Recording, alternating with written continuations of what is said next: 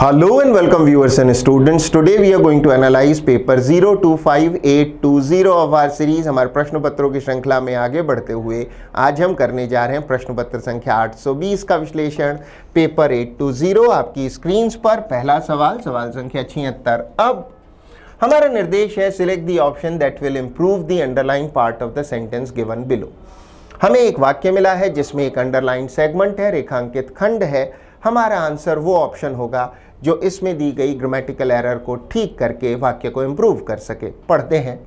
Dad said that Kiran would have been a great sister if she was just a bit more caring. शब्द caring का अर्थ है किसी की देखभाल करने वाला या परवाह करने वाला। पिताजी ने कहा किरण बहुत अच्छी बहन होती अगर वो स्वभाव से थोड़ी और देखभाल करने वाली होती, परवाह करने वाली होती। विद्यार्थी ध्यान दें, अंडरलाइन सेगमेंट कंडीशनल टाइप 3 का प्रकार है। कंडीशनल टाइप 3 वाक्यों को लॉस्ट कंडीशनल वाक्य भी कहा जाता है। अंडरलाइन सेगमेंट पर फोकस करें। कंडीशनल टाइप 3 में जो कंडीशनल क्लॉज होता है, शर्त वाला खंड होता है, उसे लिखा जाता है पास्ट परफेक्ट टेंस में, अर्थात हेड के साथ वर्ब की थर्ड फॉर्म होती है। और जो मेन क्लॉज होता है उसे लिखा जाता है कंडीशनल परफेक्ट, अर्थात वुड हैव, कुड हैव या माइट हैव के साथ वर्ब की थर्ड या पास्ट पार्टिसिपल फॉर्म लगाई जाती है। इस आलोक में हमारा आंसर होगा option A. Dad said that Kiran would have been a great sister. Kiran बहुत अच्छी बहन होती, वुड हैव के साथ बी की third form been, would have been a great sister if she, had के साथ थर्ड फॉर्म चाहिए, बी की थर्ड फॉर्म बीन होगी, if she had been just a bit more caring. Kiran बहुत अच्छी बहन होती अगर वो स्वभाव से थोड़ा और केयरिंग होती तो। अन्य ऑप्शंस को रिव्यू कर लेते हैं। ऑप्शन बी कहता है Kiran would have been a greatest sister, नहीं। ऑप्शन डी कहता है Kiran would have to be a great sister, नहीं। हमारा आंसर सिर्फ ऑप्शन ए ही रहेगा। आगे बढ़ते हुए सवाल संख्या 77। एक बार फिर से वही निर्देश है, अंडरलाइन सेगमेंट को इंप्रूव करें। पढ़ते हैं। साइंटिस्ट्स हैव प्रिडिक्टेड, साइंटिस्ट से वैज्ञानिक, प्रिडिक्ट है भविष्यवाणी करना, that the cultivation of rice, cultivation है कृषि, ऑफ राइस चावल will be affected severe this year. विद्यार्थी ध्यान दें, अफेक्टेड एक वर्ब है, हमें इसके लिए एक एडवर्ब चाहिए, सीवियर नहीं सीवियरली होना चाहिए। हमारा आंसर होगा ऑप्शन बी। वाक्य पैसिव में लिखा है सीवियरली अफेक्टेड, सीवियरली एडवर्ब है, अफेक्ट वर्ब की थर्ड या पास्ट पार्टिसिपल फॉर्म है, वाक्य पैसिव में है। करेक्शन के बाद वाक्य पढ़ा जाएगा scientists have predicted that the cultivation of rice will be severely, severely means गंभीर रूप से, अफेक्टेड है प्रभावित दिस ईयर। अन्य ऑप्शंस को देख लेते हैं। इफेक्टिंग, इफेक्टिंग सीवियरली बिल्कुल गलत है, अफेक्ट सीवियर भी नहीं होगा। हमारा answer option B severely affected ही रहेगा। आगे बढ़ते हुए सवाल संख्या 78। निर्देश choose the word that means the same as the given word. हमें मिला है निर्देश, हम प्रश्न शब्द का सिनोनिम बताएं या फिर पर्यायवाची बताएं। शब्द है करेक्टिव जिसका अर्थ है सुधारात्मक। रेमेडी का अर्थ भी उपचार या सुधार है। एडजेक्टिव होगा रेमीडियल, हमारा आंसर होगा रेमीडियल। विद्यार्थी ध्यान दें, रेमेडी का एडजेक्टिव है रेमीडियल, करेक्टिव सुधारात्मक, रेमीडियल भी सुधारात्मक। अन्य ऑप्शंस पर एक नज़र कर लेते हैं। रिफॉर्म है सुधार, हमारा प्रश्न एक एडजेक्टिव है जबकि रिफॉर्म एक नाउन है। सुधार विंडिक्टिव है प्रतिशोधात्मक, अगर बदले की भावना से प्रेरित हो तो उसे कहते हैं विंडिक्टिव या फिर वेंजफुल, प्रतिशोधात्मक। स्लगिश का अर्थ है सुस्त या धीमा, स्लो मूविंग, इनएक्टिव। हमारा आंसर यद्यपि ऑप्शन बी ही रहेगा, रिमीडियल। आगे बढ़ते हुए सवाल संख्या 79। वन वर्ड सब्स्टिट्यूशन का प्रश्न मिला है। पढ़ते हैं। A child born after the death of his father. ऐसा बच्चा जिसका जन्म उसके पिता की मृत्यु के उपरांत हुआ हो या उस संतान का जन्म पिता के मरणोपरांत हुआ हो, ऐसी संतान को कहते हैं पोस्ट्यूमस। विद्यार्थी शब्द के उच्चारण पर भी ध्यान दें, उच्चारण है पोस्ट्यूमस। ऐसा बच्चा जिसका जन्म पिता के मरणोपरांत हुआ हो कहलाता है पोस्ट्यूमस चाइल्ड। ठीक इसी प्रकार यदि किसी सिपाही को शहीद होने के उपरांत, मरणोपरांत कोई सम्मान दिया गया हो तो ऐसा सम्मान भी पोस्ट्यूमसली दिया गया है कहा जाएगा। ठीक उसी प्रकार यदि किसी लेखक की कोई रचना या अभिनेता की कोई फिल्म उसकी मृत्यु के उपरांत दुनिया के सामने आई है, रिलीज आदि हुई है, तो ऐसी फिल्म या रचना को भी पोस्ट्यूमस ही कहा जाएगा। अन्य ऑप्शंस पर एक नजर कर लेते हैं। ऑप्शन ए एक अच्छा शब्द है सूडोनिम। उच्चारण पर ध्यान दें, पी साइलेंट है। सूडोनिम का अर्थ है उपनाम। उदाहरण के तौर पर कवि सूर्यकांत त्रिपाठी अपने उपनाम या अपने सूडोनिम निराला के नाम से विख्यात थे। इसके लिए एक अच्छा सिनोनिम हो सकता है पेन नेम, और एक अन्य हो सकता है नॉम ड प्लूम, किसी लेखक या कवि का उपनाम। ऑप्शन बी बिगट का अर्थ है कट्टरपंथी व्यक्ति। अगर आप एक कट्टरपंथी व्यक्ति हैं, आप एक बिगट हैं, फेनेटिक हैं, धर्मांध हैं, तो धर्मांध या कट्टरपंथी व्यक्ति जिसके धर्म को लेकर बड़े कट्टरता के दृष्टिकोण हो। ऑफन आप जानते हैं अनाथ। हमारा आंसर ऑप्शन डी ही रहेगा। आगे बढ़ते हुए सवाल संख्या 80। अब की बार निर्देश है choose the word that is opposite in meaning to the given word. हमें मिला है एक प्रश्न शब्द डीवीएस। हमारा आंसर वो ऑप्शन होगा जो इसका सही एंटोनिम या विलोम शब्द बताता हो। शब्द डीवीएस का अर्थ है कपटपूर्ण या डिसऑनेस्ट। हमारा आंसर होगा ऑप्शन बी अबव बोर्ड, जिसका अर्थ है ऑनेस्ट या स्ट्रेट फॉरवर्ड। अन्य ऑप्शंस पर एक नजर कर लेते हैं। ऑप्शन ए अनस्क्रूपुलस तो प्रश्न शब्द का सिनोनिम है, क्योंकि अनस्क्रूपुलस का अर्थ है डिसऑनेस्ट, जो कि कमोबेश अर्थ है डीवीएस का, कपटपूर्ण या फिर बेईमानीपूर्ण, डिसऑनेस्ट। ऑप्शन सी एक अच्छा शब्द है क्लैंडेस्टिन का अर्थ है गुप्त, सीक्रेट या फिर सरप्टिशियस। सीक्रेट या सरप्टिशियस सिनोनिम्स हैं क्लैंडेस्टिन के, गुप्त। और अंतिम ऑप्शन डिसीट का अर्थ है छल या धोखा। हमारा आंसर ऑप्शन बी ही रहेगा। डीवीएस है डिसऑनेस्ट, बेईमानीपूर्ण या कपटपूर्ण, और अबव बोर्ड है ऑनेस्ट या स्ट्रेट फॉरवर्ड, ईमानदारीपूर्ण।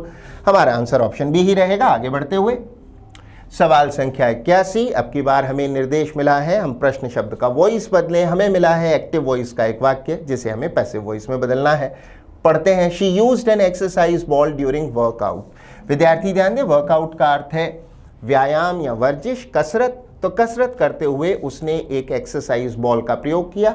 विद्यार्थी जानते होंगे एक्सरसाइज बॉल एक बड़ी बॉल होती है जिससे जिम में एक्सरसाइज की जाती है कई प्रकार की।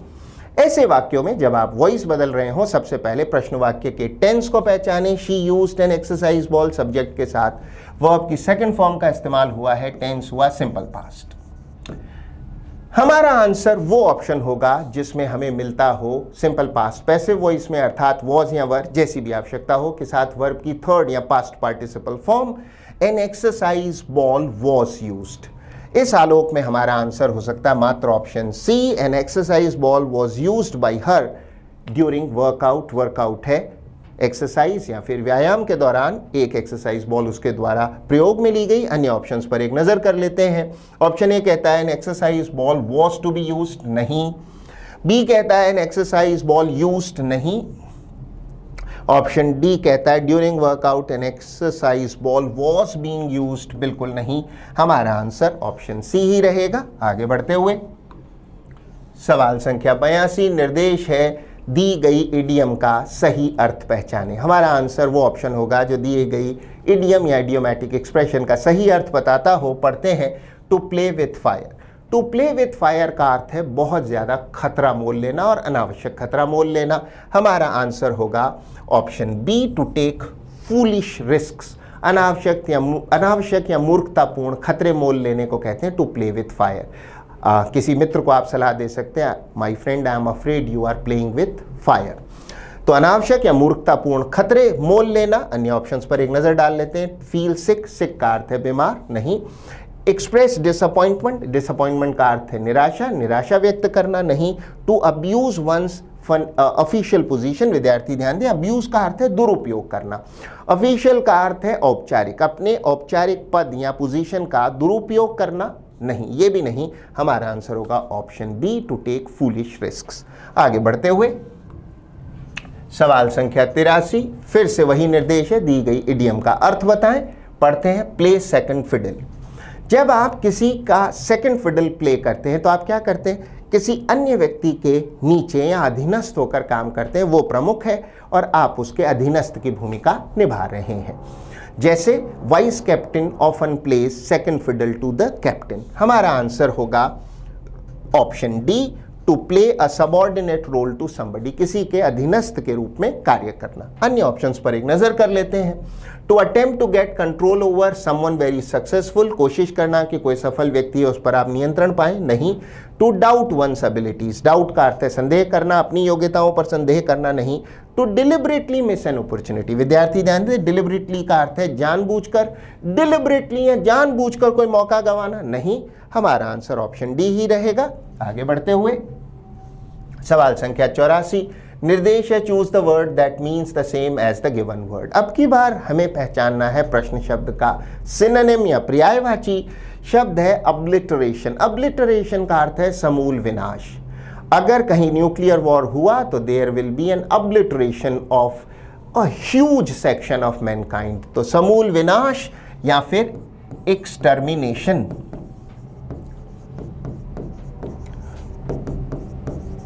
उपलब्ध विकल्पों में हमारा आंसर होगा ऑप्शन डी, एनायलेशन। विद्यार्थी उच्चारण पर ध्यान दें, उच्चारण है एनायलेशन। एनायलेशन का अर्थ है समूल विनाश। तो अब्लिटरेशन, एक्सटर्मिनेशन या एनायलेशन तीनों शब्दों का एक ही अर्थ है समूल विनाश। अब्लिटरेशन या एनायलेशन। अन्य ऑप्शंस पर एक नजर कर लेते हैं। ग्लोरिफिकेशन का अर्थ है महिमा मंडन या गौरवगान। किसी को बहुत स्तुति की जा रही है, किसी के बड़ा गौरव गाया जा रहा है तो उसका ग्लोरिफिकेशन हो रहा है। सक्सेशन का अर्थ आप जानते हैं उत्तराधिकार, और इरेडिकेट एक वर्ब है जिसका अर्थ है समूल नष्ट करना। विद्यार्थी ध्यान दें, अब्लिटरेशन और एनायलेशन दोनों नाउन्स हैं, जबकि इरेडिकेट वर्ब। यदि इरेडिकेशन होता तो ये भी उत्तर हो सकता था। फिलहाल हमारा आंसर ऑप्शन डी ही रहेगा। आगे बढ़ते हुए सवाल संख्या 85, निर्देश है select the option that will improve the underline part of the sentence given below. हमें एक वाक्य मिला है जिसका एक रेखांकित खंड है। हमारा आंसर वो ऑप्शन होगा जो इसे इंप्रूव करता हो, इसमें जो ग्रामर की अशुद्धि है उसको ठीक करता हो। Mary doesn't like cartoons because they are loud. Loud का अर्थ है बहुत शोर वाले होते हैं, उनमें बहुत शोर होता है। सो she doesn't watch them. She doesn't watched नहीं होना चाहिए। विद्यार्थी ध्यान दे, डज के साथ वर्ब की फर्स्ट फॉर्म आती है। शी डजंट वॉच्ड नहीं, शी डजंट वॉच देम। हमारा आंसर होगा option B, doesn't watch them. Does के साथ वर्ब की फर्स्ट फॉर्म, ना कि सेकंड। ठीक होने के बाद वाक्य हुआ Mary doesn't like cartoons. Mary को कार्टून्स पसंद नहीं है because they are loud. So she doesn't watched नहीं, वॉच देम। अन्य ऑप्शंस पर एक नजर कर लेते हैं। ऑप्शन बी कहता है डज वॉचिंग देम नहीं, डू नॉट वॉच देम भी नहीं। हमारा आंसर ऑप्शन बी ही रहेगा। आगे बढ़ते हुए सवाल संख्या 86, निर्देश है choose the sentence with no spelling error. नीचे हमें एक वाक्य मिला है, हमारा आंसर वो ऑप्शन होगा जिसमें कोई भी स्पेलिंग की एरर नहीं है। पढ़ते हैं, I was recently at a literary festival. हमारा आंसर होगा ऑप्शन बी। अन्य ऑप्शंस को रिव्यू कर लेते हैं। ऑप्शन ए कहता है I was recently at a literary festival. विद्यार्थी ध्यान दें, लिटरेरी की स्पेलिंग गलत है, RARY होना चाहिए। ऑप्शन सी कहता है I was recently at a literary festival. फिर से लिटरेरी की स्पेलिंग गलत है, LITE होना चाहिए, E नहीं है। और ऑप्शन डी कहता है I was recently at a literary festival. शब्द रिसेंटली की स्पेलिंग गलत है। बिना त्रुटि का या त्रुटि रहित ऑप्शन है ऑप्शन बी, यही हमारा आंसर होगा। आगे बढ़ते हुए सवाल संख्या 87, निर्देश पढ़ते हैं। Find the part of the given sentence that has an error in it. हमें मिला है एक वाक्य, हमारा आंसर वो ऑप्शन होगा जिसमें कोई ग्रामेटिकल एरर हो, जिस खंड में कोई व्याकरणीय अशुद्धि हो। पढ़ते हैं, नियर 800 मिलियन पीपल। विद्यार्थी ध्यान दें, मिलियन का अर्थ है 10 लाख, तो 800 मिलियन का अर्थ हुआ 80 करोड़। 800 को आप 10 लाख से गुणा करें तो पाएंगे 80 करोड़। पीपल लोग, वर्ल्ड वाइड का अर्थ है दुनिया भर में, लैक का अर्थ है कमी होना, प्रॉपर है उचित, और सैनिटेशन है साफ सफाई या स्वच्छता। तो लगभग 80 करोड़ लोगों के जीवन में दुनिया भर में साफ सफाई या स्वच्छता की कमी है। वाक्य में एरर निसंदेह यहाँ है, नियर नहीं नियरली होना चाहिए था। विद्यार्थी ध्यान दें, नियर का अर्थ है पास में, जबकि नियरली का अर्थ है लगभग। तो पास में नहीं, लगभग 80 करोड़, नियर नहीं नियरली होना चाहिए था। हमारा आंसर होगा ऑप्शन सी, नियर 800 मिलियन नहीं, नियरली 800 मिलियन, यानी लगभग 80 करोड़ लोग। अन्य किसी खंड में कोई एरर नहीं है, यही हमारा आंसर होगा। आगे बढ़ते हुए सवाल संख्या 88, एक बार फिर से हमें निर्देश मिला है, हम पता लगाएं प्रश्न शब्द का ओपोजिट। हमारा आंसर वो ऑप्शन होगा जो प्रश्न शब्द का उल्टा हो, विलोम हो, एंटोनिम हो। ल्यूमिनस का अर्थ है जगमगाता हुआ, प्रकाशमान। आंसर होगा ग्लूमी। ग्लूमी का अर्थ है अंधकारमय। विद्यार्थी ध्यान दें, शब्द ग्लूमी का एक अर्थ निराशापूर्ण भी होता है और एक अर्थ होता है अंधकारमय। तो ल्यूमिनस प्रकाशवान और प्रदीप्त, ग्लूमी है अंधकारमय। अन्य ऑप्शंस पर एक नजर कर लेते हैं। मोनोक्रोमैटिक, मोनोक्रोमैटिक का अर्थ है एक ही रंग का या एक वर्णीय। उदाहरण के तौर पर आप एक सफेद शीट पर ब्राउन या ब्लैक कलर से कोई स्केच बनाते तो वो हुआ मोनोक्रोमैटिक स्केच, एक वर्णीय या एक ही रंग का। इरिडिसेंट का अर्थ है जगमगाता हुआ, टिमटिमाता हुआ। अगर टिमटिमाहट या जगमगाहट हो रही हो तो वो चीज़ इरिडिसेंट है। और पेल का अर्थ है फीका पड़ा हुआ। अगर आपके चेहरे का रंग पेल है तो फीका पड़ा हुआ है, अर्थात सफ़ेद सा है और पीला सफ़ेद सा, कुछ ऐसा जिसमें कोई जीवंतता नहीं दिख रही, जैसे मानिए एनीमिक हो। एनीमिक यानी एनीमिया से ग्रस्त हो। तो पेल है, फीका पड़ा हुआ, रंग उड़ा हुआ, सफ़ेद हल्का पीला सा। हमारा आंसर ऑप्शन ए ही रहेगा। आगे बढ़ते हुए सवाल संख्या 89, अब की बार रीअरेंजमेंट ऑफ सेंटेंसेस का प्रश्न है। 4 वाक्य हैं जिन्हें बेतरतीब या रैंडम क्रम में लिख दिया गया है। हमारा आंसर वो ऑप्शन होगा जो इनको सही क्रम में रीअरेंज करता हो, अनस्क्रैम्बल करता हो। तो पहले पढ़ते हैं। Application which can also be used, जिसका प्रयोग किया जा सकता है to log complaints. Log complaints का अर्थ है शिकायत दर्ज करना या करवाना। लिटरिंग का अर्थ है मेकिंग अ प्लेस अनटाइडी, गंदगी फैलाना, गंदा करना। कॉज्ड बाय द एनिमल्स, जानवर। According to officials, according to है के अनुसार, ऑफिशियल्स हैं अधिकारी। Registered with the local authority, local authority है स्थानीय प्राधिकरण या स्थानीय अधिसत्ता। थ्रू है के माध्यम से, या mobile phone. The residents of Noida, residents है निवासी। Can now get their pets, like pets है पालतू जानवर, लाइक डॉग्स एंड कैट्स। इतना पढ़ने पर हमें खासा सटीक अनुमान हो चला है कि नोएडा के लोग अपने जो पालतू जानवर हैं उनका पंजीकरण करा सकते हैं और लोग उनसे की गई उनके द्वारा की गई गंदगी की शिकायत भी कर सकते हैं। हमारे पास जो 2 बेहतरीन लिंक्स हैं वो हैं SR और PQ। सबसे पहले शुरुआती खंड, इंट्रोडक्टरी खंड S। The residents of Noida, Noida के निवासी, can now get their pets, वो अब अपने पालतू जानवरों लाइक डॉग्स एंड कैट्स, कुत्ते और बिल्लियों का वो करवा सकते हैं। खंड होगा R। इसके उपरांत can get their pets like cats and dogs registered with the local authority, वो लोकल अथॉरिटी यानी स्थानीय प्राधिकरण में उनका पंजीकरण करवा सकते हैं, उनको रजिस्टर करवा सकते हैं थ्रू अ मोबाइल फोन। विद्यार्थी ध्यान दें, R के उपरांत मात्र P हो सकता है, through a mobile phone application या मोबाइल फोन ऐप। बहुत अच्छा लिंक है। Mobile phone application which can also be used, उसका एक अन्य भी प्रयोग किया जा सकता है टू लॉग कंप्लेंट, शिकायत दर्ज करवानी। अबाउट, अंतिम खंड मात्र क्यों हो सकता है। अबाउट लिटरिंग, वो गंदगी अगर किसी ने फैलाई है। कॉज्ड बाय द एनिमल्स, अगर उन जानवरों ने कोई गंदगी की है तो उनके विषय में शिकायत भी उसी मोबाइल फोन एप्लीकेशन के माध्यम से दर्ज करवाई जा सकती है अकॉर्डिंग टू ऑफिशियल्स। हमारा आंसर वो ऑप्शन हो जिसमें सबसे पहले सेगमेंट S हो, उसके उपरांत R हो, उसके उपरांत P और अंत में Q। पहले S फिर R फिर P और फिर Q। हमारा आंसर हो सकता है मात्र ऑप्शन B, SRPQ। अन्य कोई ऑप्शन सही नहीं। आगे बढ़ते हुए सवाल संख्या 90, अब की बार फिल इन द ब्लैंक का प्रश्न मिला है। इन स्पेस, स्पेस का अर्थ है अंतरिक्ष। अंतरिक्ष में it is possible to identify and isolate, isolate का अर्थ है पृथक करना।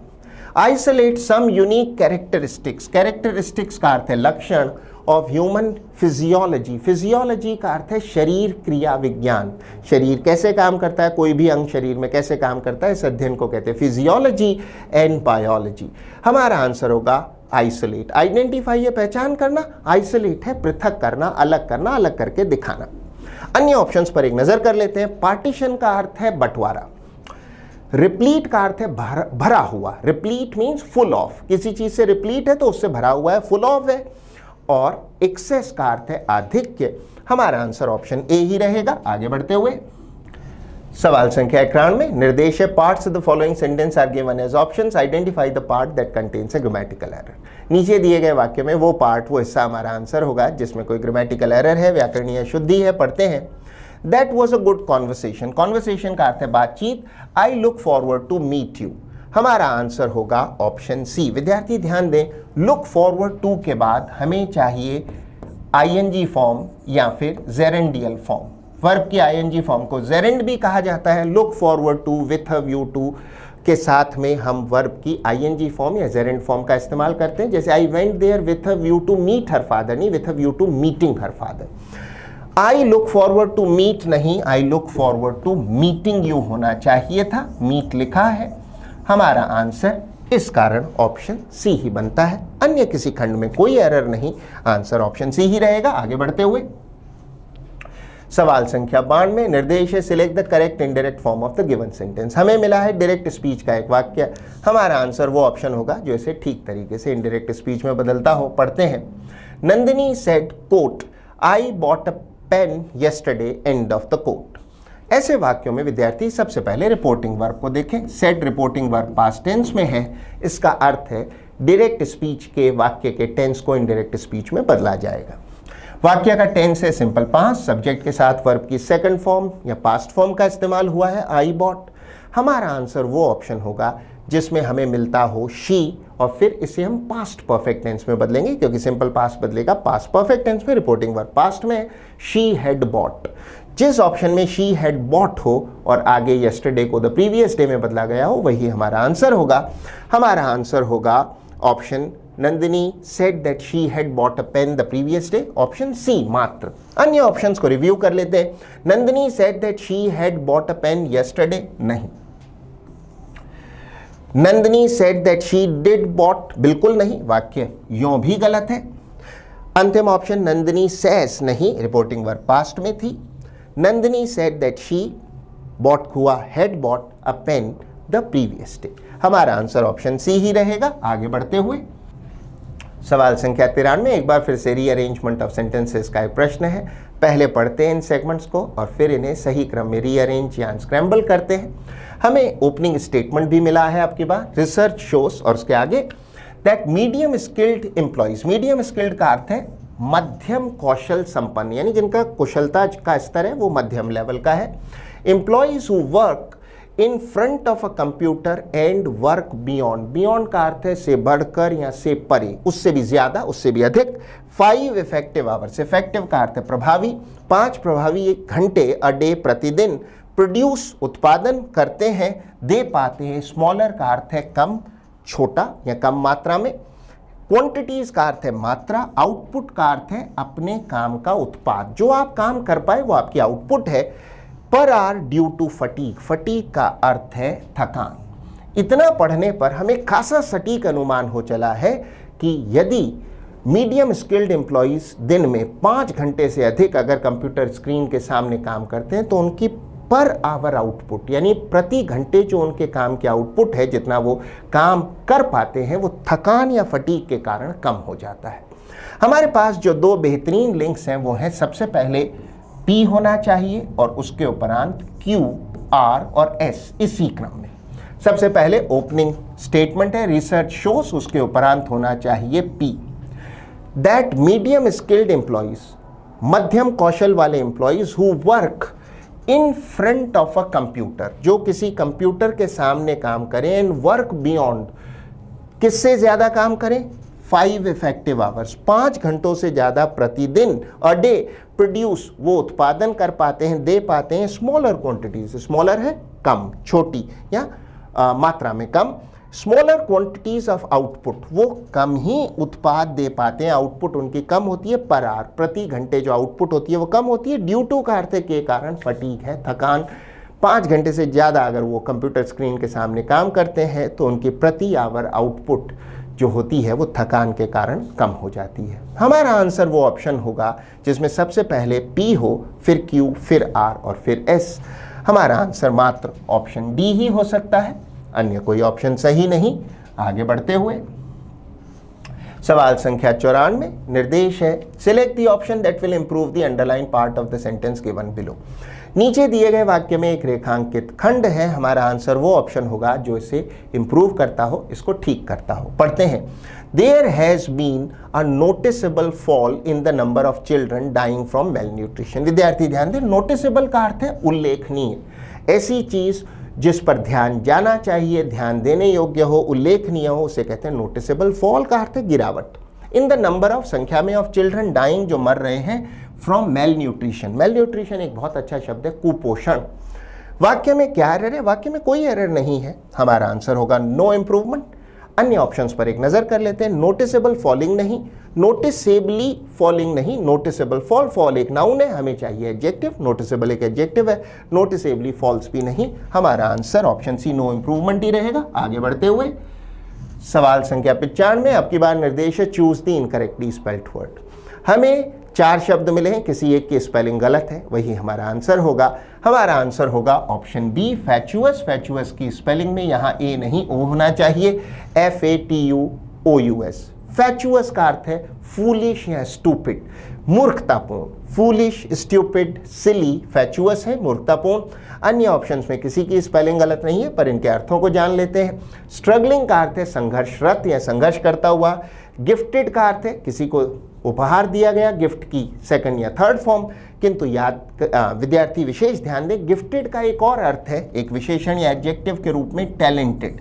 अगर आप एक गिफ्टेड व्यक्ति हैं, गिफ्टेड बॉलर हैं, गिफ्टेड बैट्समैन हैं, तो आप काफ़ी प्रतिभावान हैं, टैलेंटेड हैं। तो गिफ्ट देने की सेकंड या थर्ड फॉर्म के रूप में भी गिफ्टेड है, और विशेषण या एडजेक्टिव के रूप में गिफ्टेड का अर्थ है प्रतिभावान या टैलेंटेड। इस अर्थ को कभी इग्नोर न करें। और जगलर आप जानते हैं बाजीगर या मदारी। अन्य ऑप्शंस की स्पेलिंग सही है, फैचुअस की स्पेलिंग आप ठीक कर चुके हैं। आगे बढ़ते हुए सवाल संख्या 96 से 100, अंतिम 5 प्रश्न। हमें मिला है cloze test, fill in the blanks का एक समुच्चय, जिसे हल करने की विधि से आप भली भांति परिचित हैं। सबसे पहले दिए गए पैसेज को पढ़ें और फिर उसे हल करें। यदि समय नाकाफी हो, समय का अभाव हो, तो आधा पैसेज पढ़ें, उसके उपरांत उसे हल करें।